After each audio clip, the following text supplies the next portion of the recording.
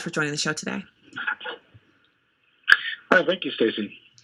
So the first thing that people, I guess you probably get this a lot, kind of hazard of the job, is people want to know if Ferguson is okay, if it's doing all right, if the citizens of Ferguson who live there and lived there before all of the drama and still live there to this day, if they're flourishing and if things have improved there. Well, I mean, I think there's certainly been a lot of improvement where we were left off at the end of the unrest in 2014. Certainly, there was a kind of a hole to climb out of, but we have seen tremendous growth in our economic development corridors, both along South Florissant and now along West Florissant. We've had a number of developments and then several more that have been announced, and we'll be underway here this upcoming fall. And so we're really excited that there's economic development progress. There's certainly been progress in reforms, both in our courts and our police department, our neighborhoods, our community residents. They still come out and enjoy the wonderful amenities the city has. We still provide those, both with a robust system of parks, festivals, events. We have summer concerts. We have our farmers market every Saturday, which is really just a great gathering place for people from all walks of life in Ferguson to be able to go out. It's not just a shopping event; it's a social event. But really just kind of congregate together, meet your neighbors, see your neighbors, and have a great time. And so, those sorts of wonderful quality of life things that we've always provided, we still provide. And there are certainly some things and struggles that we still have. Just as many communities in North St. Louis County have experienced for a long time. We always struggle with the fact that Ferguson is no longer just a quaint town that we all love, but now it is also a hashtag, a symbol, something for the pundits to batter around when they don't know what to say. They just define it as Ferguson. So there's great things going on, but there's still challenges ahead. So so first of all, congratulations, because I think one of the things that happens, a major news story like that, you guys were in the news all the time, heavy rotation for about 12 months. And then the second year it was, sporadic, but you were still there. But now we're 5 years out and people have kind of settled into, other news stories. There's other things to talk about, but you guys are still there and you've grown. When I was there yesterday, I just was really pleased to see how much of it's like the cutest town that, your kind of main drag there where the city council is near. You just kind of drive just off the main drag to get to the city council building. And so I was like, it's so cute. Like this town is adorable. There was a huge smoking barbecue place there. Like the smoke was billowing up and I smelled that barbecue, and I'm off the barbecue right now, Michael. I'm on a slimming regimen that includes no barbecue. So I drove by it. It was as if my car was trying to get into the parking lot and I was fighting with the steering wheel. Like, you will not go in that parking lot. You will not buy barbecue. And it was so good to see that, just to see how nice and just basically normal and small town cutie it looked when we were there yesterday. Yeah, and there's a large part of North County that was mostly post-war housing. You've got a lot of development that happened in stages throughout North County, and Ferguson, being one of the oldest communities in North St. Louis County, has this core original part of town that was built along the Wabash Railroad. The gentleman who donated the land to build the train station, his name was Ferguson. They named the station Ferguson. They named the city that eventually grew up there Ferguson. But at one point in time, it was nothing but big, beautiful Victorian homes. And as time progressed, neighborhoods formed, and after the war, different types of housing stock evolved. And it really is a diverse community, both racially and socioeconomically, and certainly the housing stock is as well. And which also gives us some interesting challenges, because it's a lot easier. So, those big, really old homes have a functionality still that people look for and want to buy those homes. But then we also have a lot of homes from the 1950s, 1960s that are 700 to 1,000 square feet, and not as conducive to today's modern family. And so a lot of those end up as rental properties, and we struggle with landlords and investors who don't maintain those properties for their tenants as well. And so there's it's a beautiful town, though. I mean, all across the community, and it's certainly not what people saw just watching the news back in 2014. So let's talk a little bit more in detail about the things that you're doing to help close some of the gaps that exist. And this is not unique to Ferguson. Every municipality in the St. Louis area has something that they're dealing with, whether it's crime or underdevelopment, or in some places overdevelopment, people fighting over what kind of tax increment financing they want. The larger issue of better together, whether or not the county should join with the city. I know that hasn't gone away. That's definitely a conversation that's going to continue to come back up until there's some resolution. And so for Ferguson, you have your own specific issues that you're dealing with, and you just outlined some of them. What are some of the steps that you've successfully taken to get to the place where you are now?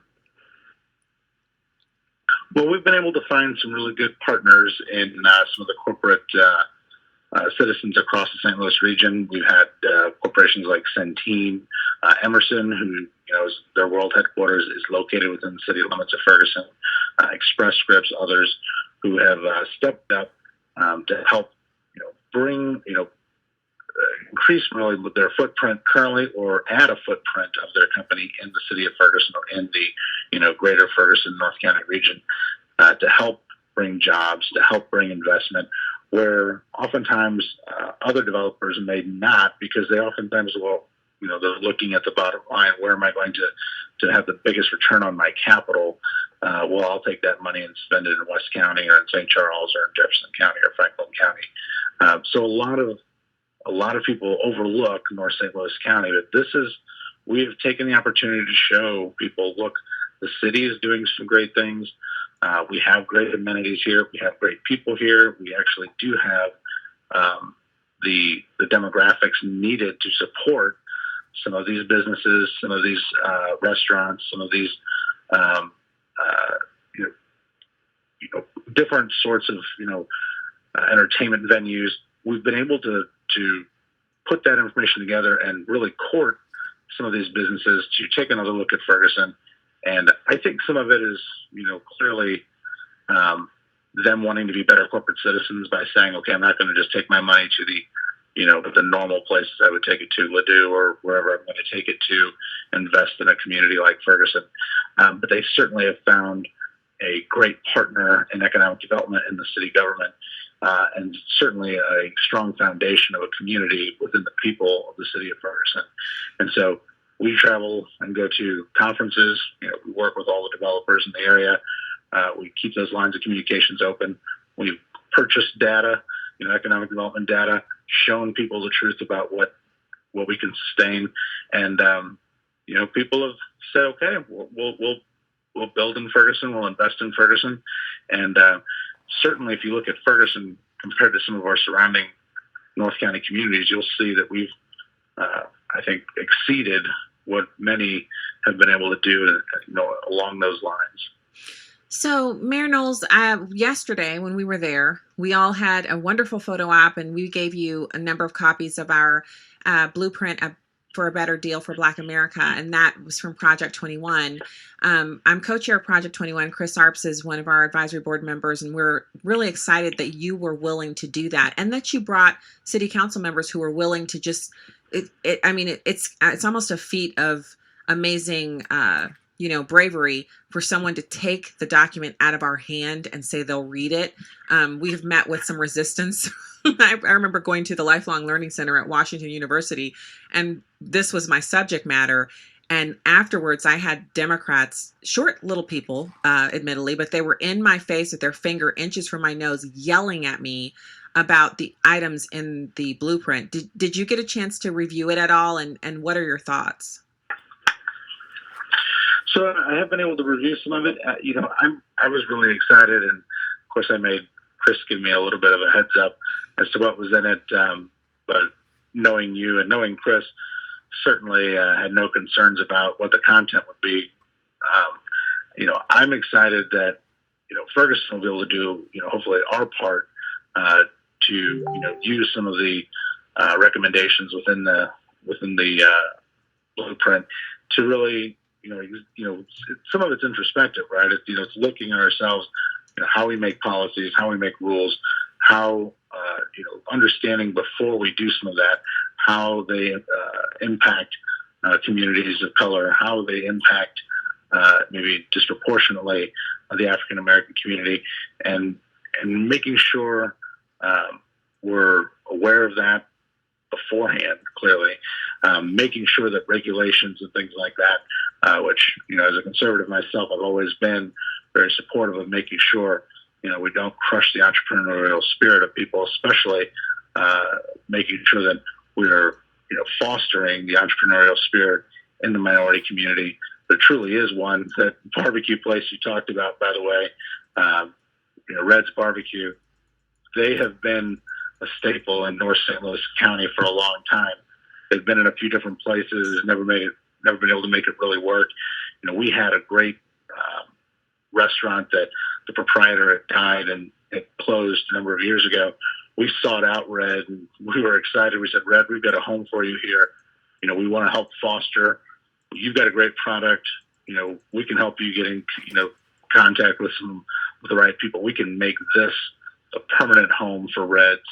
And, it makes our whole business district smell great every day. Yeah. And it's really been it's some of those great, opportunities to, do some of those things that were already part of your blueprint. And we're really excited. We're planning on having a work session with the rest of our council to sit down and go through it and talk about, how we can find the things in there that we think the city of Ferguson can do for ourselves. Some of them are probably, some of the pieces of the blueprint are probably above what Ferguson can really do, or what, that's above our pay grade maybe. But certainly those things that Ferguson does, certainly those things that Ferguson can move forward on, we want to be able to try to do that. And so, we had a majority of the council there yesterday. They were all very excited about it. I think the rest of the council is anxious to learn a little bit more about it. And hopefully we'll see the benefits of your labors. So I'm excited to hear that. And I agree with you. There are some things in the blueprint, obviously you can't control school choice from your municipality. Right. Exactly. But you can do that I have been a supporter of for a long time. Yeah. And that's ending excessive regulation. That's kind of a thing, you can partner up on that.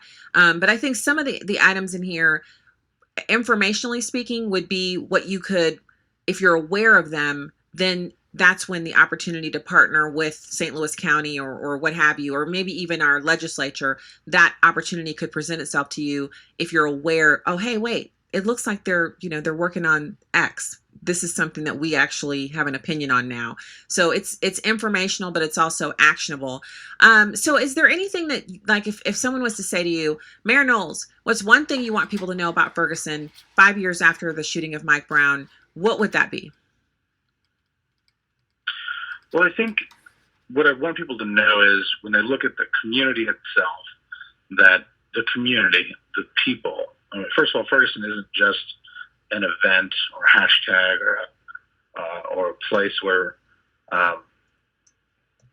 this tragic event happened and then the subsequent unrest happened.